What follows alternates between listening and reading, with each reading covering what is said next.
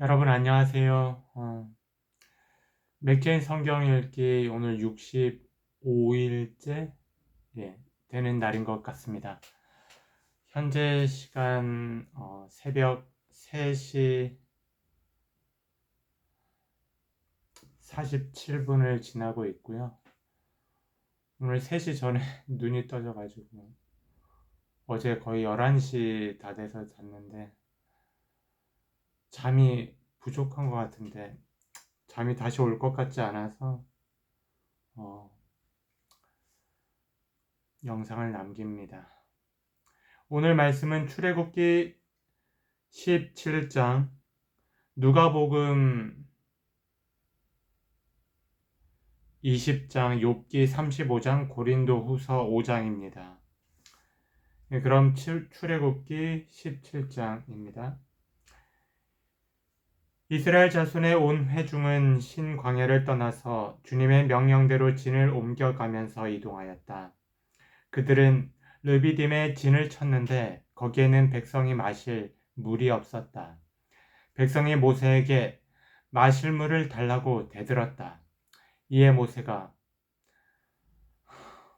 당신들은 어찌하여 나에게 대드십니까? 어찌하여 주님을 시험하십니까? 하고 책망하였다. 그러나 거기에 있는 백성은 몹시 목이 말라서 모세를 원망하며 모세가 왜 그들을 이집트에서 데려왔느냐고 그들과 그들의 자식들과 그들의 먹이는 집 짐승들을 목말라 죽게 할 작정이냐고 하면서 대들었다. 모세가 주님께 부르짖었다. 이 백성을 제가 어떻게 해야 합니까? 그들은 지금이라도 곧 저를 돌로 쳐서 죽이려고 합니다. 주님께서 모세에게 너는 이스라엘 장로들을 데리고 이 백성보다 앞서서 가거라. 그리고 나일강을 친 그 지팡이를 손에 들고 가거라. 이제 내가 저기 호렙산 바위 위에서 너의 앞에 서겠으니 너는 그 바위를 쳐라. 그러면 거기에서 이 백성이 마실 물이 터져 나올 것이다. 모세가 이스라엘 장로들이 보는 앞에서 하나님이 시키신 대로 하였다. 이스라엘 자손이 거기에서 주님께 대들었다고 해서 사람들은 그곳의 이름을 무리바라고도 하고 또 거기에서 주님께서 우리 가운데 계시는가 안 계시는가 하면서 주님을 시험하였다고 해서 그곳의 이름을 마사라고도 한다. 그때에 아말렉 사람들이 몰려와서 르비딤에 있는 이스라엘 사람을 공격하였다. 모세가 여호수아에게 말하였다. 장정들을 뽑아서 아말렉과 싸우러 나가시오. 내일 내가 하나님의 지팡이를 손에 들고 산꼭대기에 서 있겠소. 여호수아는 모세가 그에게 말한 대로 아말렉과 싸우러 나가고 모세와 아론과 훌은 언덕 위로 올라갔다. 모세가 그의 팔을 들면 이스라엘이 더욱 우세하고 그의 팔을 내리면 아말렉이 더욱 우세하였다. 모세가 피곤하여 팔을 들고 있을 수 없게 되니 아론과 훌이 돌을 가져와서 모세를 앉게 하고 그들이 각각 그 양쪽에 서서 그의 팔을 붙들어 올렸다.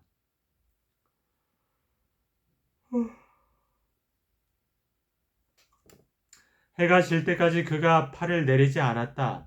이렇게 해서 여호수아는 아말렉과 그 백성을 칼로 무찔렀다. 그때 주님께서 모세에게 말씀하셨다. 너는 오늘의 승리를 책에 기록하여 사람들이 잊지 않도록 하고 여호수아에게는 내가 아말렉을 이 세상에서 완전히 없애서 아무도 아말렉을 기억하지 못하게 하겠다고 한 나의 결심을 일러주어라. 모세는 거기에 제단을 쌓고 그곳 이름을 여호와 니시라 하고 주님의 깃발을 높이 들어라. 주님께서 대대로 아말렉과 싸우실 것이다. 하고 외쳤다. 아멘.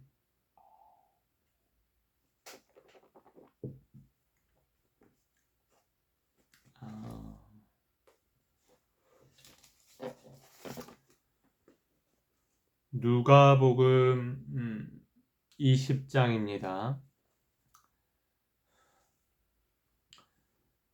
예수께서 어느 날 성전에서 백성을 가르치시며 기쁜 소식을 전하고 계실 때에 대제사장들과 율법학자들의 장로들과 함께 예수께 와서 말을 하였다. 당신은 무슨 권한으로 이런 일을 합니까? 누가 이런 권한을 당신에게 주었습니까? 어디 우리에게 말해 보십시오. 예수께서 그들에게 대답하셨다.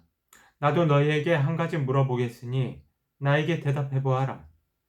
요한의 세례가 하늘에서 난 것이냐, 사람에게서 난 것이냐? 그들은 자기들끼리 의논하면서 말했다. 하늘에서 났다고 말하면 어찌하여 그를 믿지 않았느냐고 할 것이요. 사람에게서 났다고 말하면 온 백성이 요한을 예언자로 믿고 있으니 그들이 우리를 돌로 칠 것이다. 그래서 그들은 요한의 세례가 어디에서 났는지를 모른다고 대답하였다. 예수께서 그들에게 말씀하셨다. 나도 무슨 권한으로 이런 일을 하는지를 너희에게 말하지 않겠다. 예수께서 백성에게 이 비유를 말씀하셨다.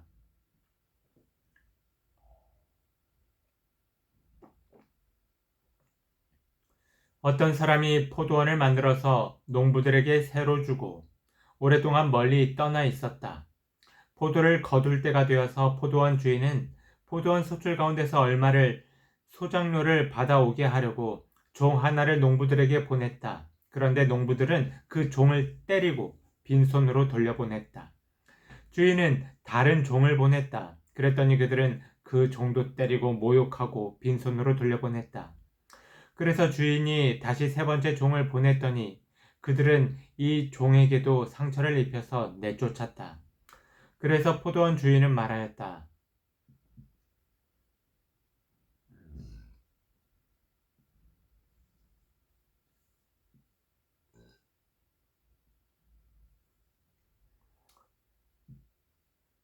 어떻게 할까? 내 사랑하는 아들을 보내야겠다. 설마 그들이 내 아들이야 존중하겠지. 그러나 농부들은 그를 보고서 서로 의논하여 말하였다.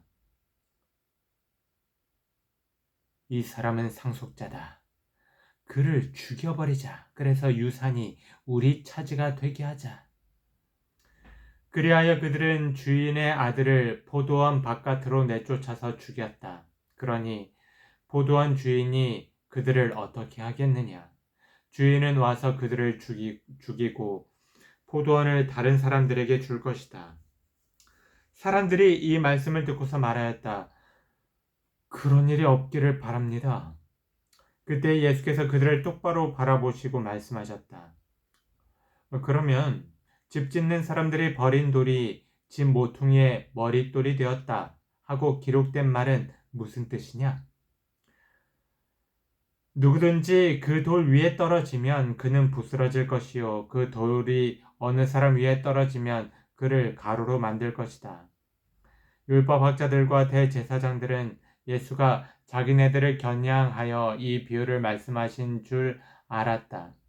그래서 그들은 바로 그때에 예수께 손을 대어 잡으려고 하였으나 백성을 두려워하였다.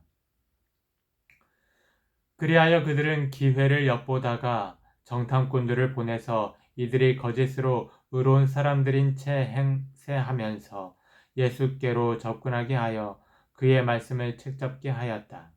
그렇게 해서 그들은 예수의 총독의 치리권과 사법권에 넘겨주려고 하였다. 그들은 예수께 이렇게 물었다.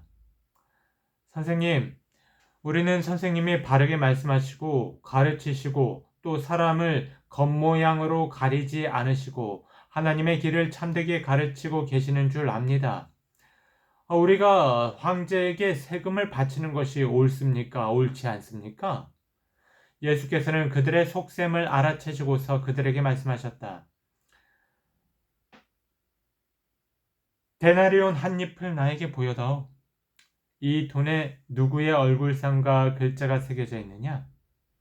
그들이 대답하였다. 황제의 것입니다. 예수께서 그들에게 말씀하셨다. 그러면 황제의 것은 황제에게 돌려주고 하나님의 것은 하나님께 돌려드려라. 그들은 백성 앞에서 예수의 말씀을 책잡지 못하고 그의 답변에 놀라서 입을 다물었다. 27절입니다.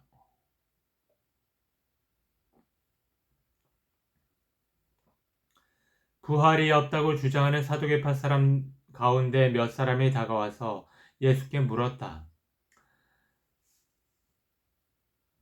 선생님, 모세가 우리에게 써주기를 그 어떤 사람의 형이 자식이 없이 아내를 남겨두고 죽으면 그 동생이 그 형수를 맞아들여서 뒤를 이을 아들을 자기 형에게 세워주어야 한다 하였습니다. 그런데 7 형제가 있었습니다. 그 마지가 아내를 얻어서 살다가 자식이 없이 죽었습니다. 그래서 둘째가 그 여자를 맞아들였고 그 다음에 셋째가 그 여자를 맞아들였습니다. 이거 7 형제가 다 그렇게 하였는데 모두 자식을 남기지 못하고 죽었습니다.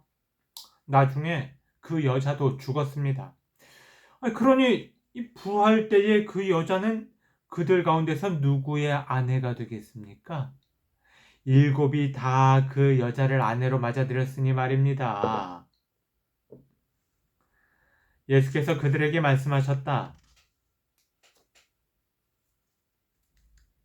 이 세상 사람들은 장가도 가고 시집도 가지만 저 세상과 죽은 사람들 가운데서 살아나는 부활에 참여할 자격을 얻은 사람은 장가도 가지 않고 시집도 가지 않는다. 그들은 천사와 같아서 더 이상 죽지도 않는다. 그들은 부활의 자녀들이므로 하나님의 자녀들이다. 죽은 사람들이 살아난다는 사실은 모세도 가시나무 떨기 이야기가 나오는 대목에서 보여주었는데 거기서 그는 주님을 아브라함의 하나님, 이삭의 하나님, 야곱의 하나님이라고 부르고 있다. 하나님은 죽은 사람들의 하나님이 아니라 살아있는 사람들의 하나님이시다. 모든 사람은 하나님과의 관계 속에서 살고 있다. 이 말씀을 듣고서 율법학자 가운데 몇 사람이 말하였다.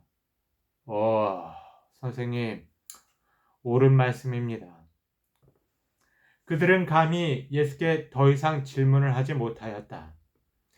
예수께서 그들에게 말씀하셨다. 어떻게 사람들이 그리스도를 다윗의 자손이라고 아느냐? 다윗이 친히 시편에 말하기를 주님께서 내 주께 말씀하셨다. 내가 너의 원수들을 네 발 아래에 굴복시킬 때까지 너는 내 오른쪽에 앉아 있어라 하였다. 다윗이 그리스도를 주라고 불렀는데 어떻게 그가 다윗의 자손이 되겠느냐? 모든 백성이 듣고 있는 가운데 예수께서는 자기 제자들에게 말씀하셨다. 율법 학자들을 조심하여라. 그들은 예복을 입고 다니기를 원하고 장터에서 인사받는 것과 회당에서 높은 자리와 잔치에서 윗자리를 좋아한다. 그들은 과부들의 가산을 삼키고 남에게 보이려고 길게 기도한다. 그들은 더 엄한 심판을 받을 것이다. 아멘.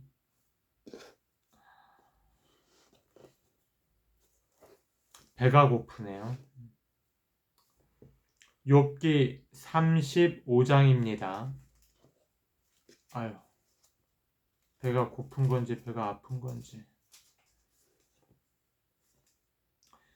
엘리후가 다시 말을 이었다.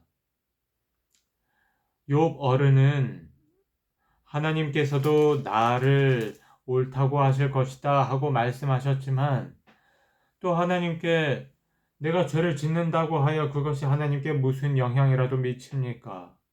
또 제가 죄를 짓지 않는다고 하여 내가 얻는 이익이 무엇입니까? 하고 물으시는데 그것도 옳지 못합니다. 이제 어른과 새 친구분들께 대답해 드리겠습니다. 욥 어른은 하늘을 보시기 바랍니다. 구름이 얼마나 높이 있습니까? 비록 욥 어른께서 죄를 지었다고 한들 하나님께 무슨 손해가 가며 어른의 죄악이 크다고 한들 하나님께 무슨 영향이 미치겠습니까?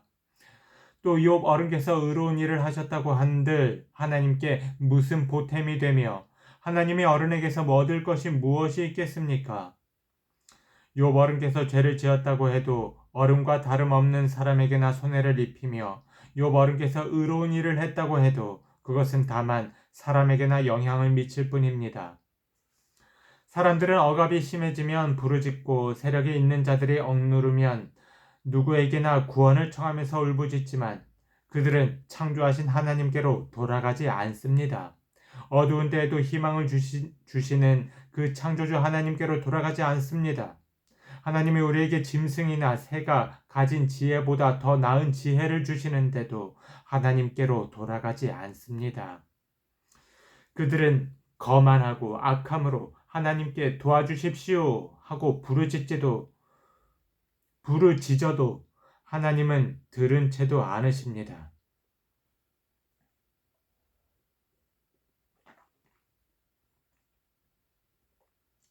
전능하신 하나님은 악한 자들의 보지도 않으시고 그들의 호소를 들어주지도 않으시므로 그 악한 자들의 울부짖음에는 아무런 힘이 없습니다. 욥 어른은 하나님을 볼 수 없다고 말씀하셨습니다. 그러나 참고 기다리십시오. 어른께서 걸어놓은 소송장이 하나님 앞에 놓여 있습니다. 어른은 하나님이 벌을 내리지 않으시고 사람의 죄에도 별로 관심이 없다고 생각하십니다. 그러나 명심하십시오. 어른께서 말씀을 계속하시는 것은 쓸데없는 일입니다. 어른은 자기가 하는 말이 무엇인지도 모르시는 것이 분명합니다.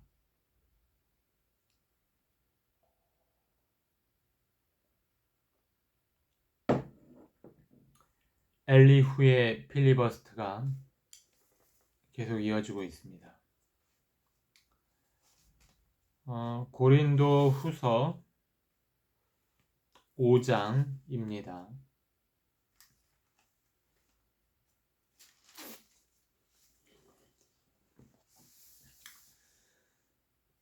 땅에 있는 우리의 장막집이 무너지면 하나님께서 지으신 집, 곧 사람의 손으로 지은 것이 아니라 하늘에 있는 영원한 집이 우리에게 있는 줄 압니다.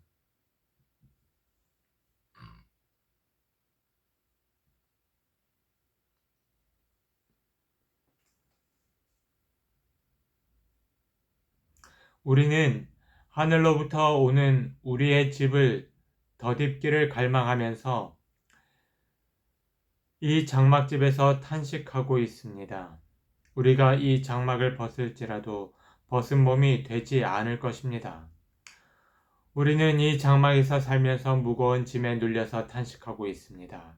우리는 이 장막을 벗어버리기를 바라는 것이 아니라 그 위에 덧입기를 바랍니다. 그리하여 죽을 것이 생명에게 삼켜지게 하려는 것입니다. 이런 일을 우리에게 이루어 주시고 그 보증으로 성령을 우리에게 주신 분은 하나님이십니다. 그러므로 우리는 언제나 마음이 든든합니다. 우리가 육체의 몸을 입고 살고 있는 동안에는 주님에게서 떠나 살고 있음을 압니다. 우리는 믿음으로 살아가지 보는 것으로 살아가지 아니합니다. 우리는 마음이 든든합니다. 우리는 차라리 몸을 떠나서 주님과 함께 살기를 바랍니다. 그러므로 우리가 몸 안에 머물러 있든지 몸을 떠나서 있든지 우리가 바라는 것은 주님을 기쁘게 해드리는 사람이 되는 것입니다. 우리는 모두 그리스도의 심판대 앞에 나타나야 합니다. 그리하여 각 사람은 선한 일이든지 악한 일이든지 몸으로 행한 모든 일에 따라 마땅한 보응을 받아야 합니다. 11절입니다.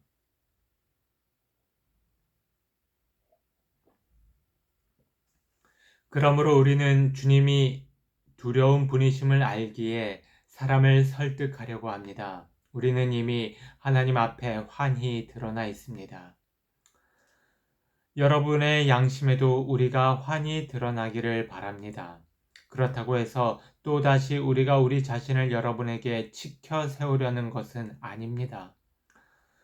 우리는 여러분이 우리를 자랑할 수 있는 근거를 여러분에게 드리려는 것입니다. 그래서 속에는 자랑할 것이 없으면서도 겉으로만 자랑하는 사람들에게 여러분이 대답할 말을 가지게 하려는 것입니다. 우리가 미쳤다고 하면 하나님께 미친 것이요. 정신이 온전하다고 하면 여러분을 두고 온전한 것입니다. 그리스도의 사랑이 우리를 휘어잡습니다. 우리가 확신하기로는 한 사람이 모든 사람을 위하여 죽으셨으니 모든 사람이 죽은 셈입니다. 그런데 그리스도께서 모든 사람을 위하여 죽으신 것은 이제부터는 살아있는 사람들이 자기 자신들을 위하여 살아가도록 하려는 것이 아니라 자기들을 위하여서 죽으셨다가 살아나신 그분을 위하여 살아가도록 하려는 것입니다. 그러므로 이제부터 우리는 아무도 육신의 잣대로 알려고 하지 않습니다. 전에는 우리가 육신의 잣대로 그리스도를 알았지만 이제는 그렇지 않습니다. 누구든지 그리스도 안에 있으면 그는 새로운 피조물입니다. 옛것은 지나갔습니다. 보십시오. 새 것이 되었습니다. 이 모든 것은 하나님에게서 났습니다. 하나님께서는 그리스도를 내세우셔서 우리를 자기와 화해하게 하시고 또 우리에게 화해의 직분을 맡겨주셨습니다. 곧 하나님께서 사람들의 죄가를 따지지 않으시고 화해의 말씀을 우리에게 맡겨주심으로써 세상을 그리스도 안에서 자기와 화해하게 하신 것입니다. 그러므로 우리는 그리스도의 사절입니다. 하나님께서 우리를 시켜서 여러분에게 권고하십니다. 우리는 그리스도를 대리하여 간청합니다. 여러분은 하나님과 화해하십시오. 하나님께서는 죄를 모르시는 분에게 우리 대신으로 죄를 씌우셨습니다. 그것은 우리가 그리스도 안에서 하나님의 의가 되게 하시려는 것입니다. 네. 아멘입니다. 오늘 말씀을 다 보았습니다.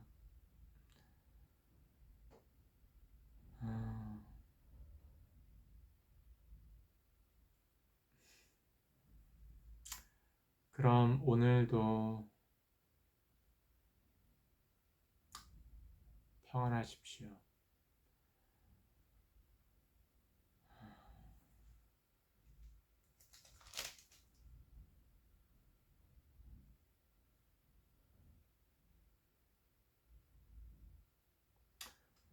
고린도후서 5장 4절 그리하여 죽을 것이 생명에게 삼켜지게 하라는 것입니다.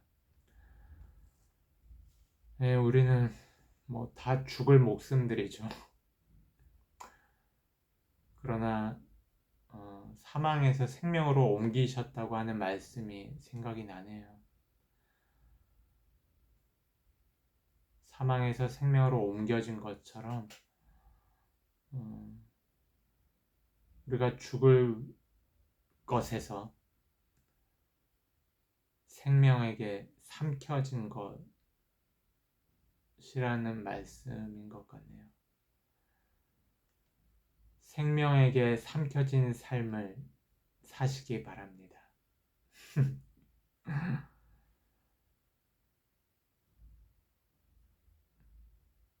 영원을 산다는 것의 의미를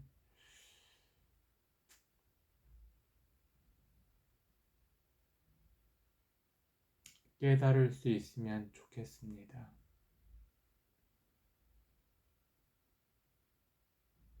감사합니다.